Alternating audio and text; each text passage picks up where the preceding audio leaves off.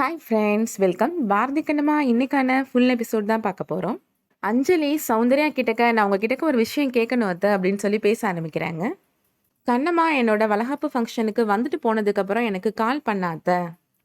ஹேமா யாரு, ஹேமாவுக்கும் லக்ஷ்மிக்கும் ஒரே நாளில் பர்த்டே எப்படி வந்துச்சு, ஹேமாவோட அம்மா யாரு அப்படின்னு என்கிட்ட கேள்வி மேலே கேள்வி கேட்டாத்த அப்படின்னு சொல்லி சொல்கிறாங்க அஞ்சலி.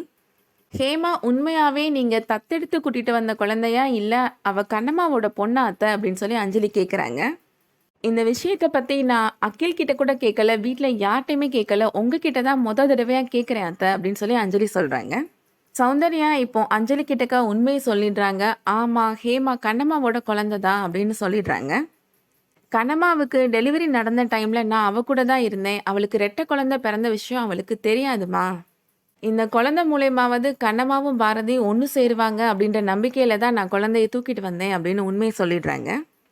நான் செஞ்சது தப்பா சரியா அப்படின்னு காலம்தான் பதில் சொல்லணும் அப்படின்னு சௌந்தர்யா சொல்றாங்க. அஞ்சலி சொல்றாங்க, நீங்க செஞ்சது சரிதான் அத்தை, நீங்க ஒன்றும் குழந்தைய வேற எங்கேயும் கொண்டு போய் விடலையே, அவளோட அப்பா கிட்ட தானே வந்து விட்டுருக்குறீங்க அப்படின்னு சொல்லி சொல்றாங்க. ஹேமா இப்போ அவங்க வராங்க. அஞ்சலி ஹேமா பாப்பாவுக்கு பாசமா முத்தம் கொடுக்குறாங்க. என்னாச்சு சித்தி, நீங்க இப்படிலாம் எனக்கு முத்தம் கொடுத்ததே இல்லையே அப்படின்னு ஹேமா சொல்றாங்க.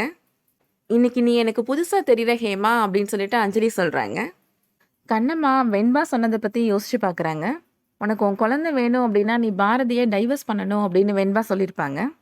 கண்ணம்மா யோசிக்கிறாங்க, லக்ஷ்மி இப்போ நிம்மதியா தூங்குறா அப்படின்னா அவ அம்மா அவ பக்கத்துல உட்காந்துருக்கிறா அப்படின்ற நம்பிக்கையில தான் தூங்குறா. ஆனா என்னோட இன்னொரு குழந்தை என்ன பண்றானே தெரியலையே அப்படின்னு சொல்லி வருத்தப்படுறாங்க. எனக்கு என் புருஷன் முக்கியமா, குழந்தை முக்கியமா அப்படின்னு யோசிச்சேன் அப்படின்னா, எனக்கு என் குழந்தை தான் முக்கியம். என் கேரக்டரை சந்தேகப்பட்டு அவர் பேசினனால தான் நான் இந்த நிலைமையில இருக்கிறேன். இனிமேலும் அவர் திருந்த போறது கிடையாது. பாரதியை நான் டைவர்ஸ் பண்ணேன்னா அட்லீஸ்ட் என் குழந்தையாவது என்கிட்ட கிடைக்கும் அப்படின்னு சொல்லி யோசிக்கிறாங்க கண்ணம்மா. அகில் சௌந்தர்யா கிட்ட கேட்குறாங்க, இன்னும் எத்தனை வருஷம்தான் பாரதியும் அண்ணியும் பிரிஞ்சே இருப்பாங்க?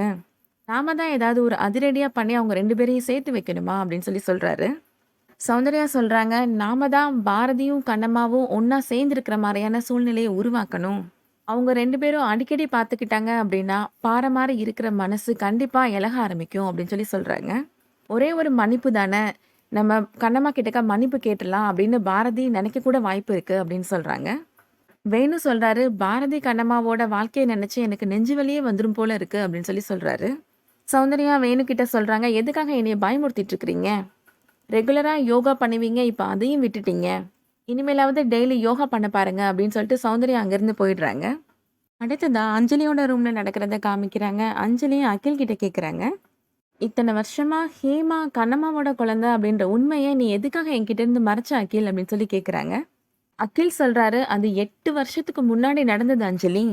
அது கிட்டத்தட்ட ஒரு குடும்ப ரகசியம் மாதிரிதான், அது குறைவான பேருக்கு தெரிஞ்சா போதும் அப்படின்னு நான் நினைச்சேன் அப்படின்னு சொல்லி சொல்றாங்க அகில். மற்றபடி இதை நான் பர்பஸாக உங்ககிட்ட இருந்து மறைக்கல அப்படின்னு சொல்லி புரிய வைக்கிறாரு. ஹேமா இப்போ அவங்க வராங்க. நீங்கள் என்னை பார்க்கணுன்னு சொன்னீங்களா சித்தி அப்படின்னு சொல்லி கேட்குறாங்க. ஹேமாவுக்கு அஞ்சலி ஹேர் கிளிப்பு, பேங்கிள்ஸ் எல்லாமே கொடுக்குறாங்க. ஹேமாவுக்கு அஞ்சலியே தலை சீவி விட்டு அவங்க வாங்கிட்டு வந்த கிளிப்பை வச்சு விடுறாங்க. ஹேமா என்னைய சித்தின்னு கூப்பிட்றதுக்கு பதிலாக அம்மானு கூப்பிட்டா இன்னும் நல்லா இருக்குமே அப்படின்னு சொல்லி யோசிக்கிறாங்க. ஹேமா கிட்டக்க சொல்கிறாங்க, நீ இனிமே என்னைய அம்மானு கூப்பிட்றியா ஹேமா அப்படின்னு சொல்லி கேட்குறாங்க. என்ன சித்தி திடீர்னு அம்மானு கூப்பிட்டு சொல்கிறீங்க அப்படின்னு ஹேமா கேட்குறாங்க.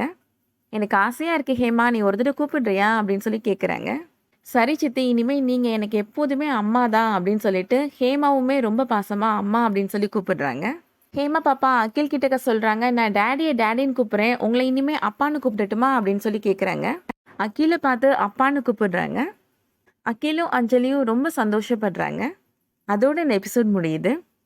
இந்த வீடியோ உங்களுக்கு பிடிச்சிருந்துச்சுன்னா லைக் பண்ணிக்கோங்க. டிவிக்கு முன்னாடியே சீரியல் அடுத்து என்ன வரப்போகுது அப்படின்றத தெரிஞ்சுக்கணுன்னா நம்ம சேனலுக்கு சப்ஸ்கிரைப் பண்ணிக்கோங்க. தேங்க்ஸ் ஃபார் வாட்சிங்.